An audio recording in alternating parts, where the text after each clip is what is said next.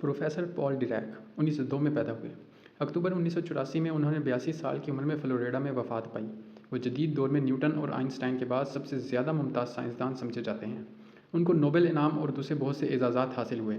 Paul Dirac के नाम के साथ क्वांटम मैकेनिकल थ्योरी मंसूब है। ये साइंसी नज़रिया एटम के इंतहाई छोटे ज़र्रात से बहस करता है। उन्होंने सबसे पहले एंटी मैटर की पेशीन गोई की, जो बाद में मज़ीद तहकीकात से साबित हो गया।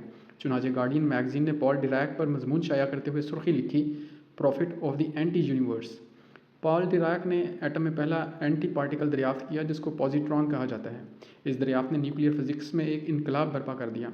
लोग जब पॉल डिरैक से पूछते कि आपने एटम की नोयत के बारे में अपने चौंका देने वाला नज़रिया कैसे दरियाफ्त किया, तो वो बताते कि वो अपने मुतालिया के कमरे में इस तरह फर्श पर लेट जाते थे कि उनके पाँव ऊपर रहते था कि खून उनके दिमाग की तरफ दौड़े। बज़ाहिर ये एक लतीफ़ा है, मगर हकीकत यह है कि कोई बड़ा फ़िक्री काम वही शख्स कर पाता है जो अपने सारे जिस्म का खून अपने दिमाग में समेट दे। बेशतर लोगों का यह हाल होता है कि वो अपनी क़ुव्वत को तकसीम किए हुए होते हैं। वो अपने आप को एक मरकज़ पर यकसू नहीं करते, इसलिए वो अधूरी ज़िंदगी गुजार कर इस दुनिया से चले जाते हैं। हर काम आदमी से उसकी पूरी क़ुव्वत मांगता है। वो शख्स बड़ी कामयाबी हासिल करता है जो अपनी पूरी क़ुव्वत को एक काम में लगा दे।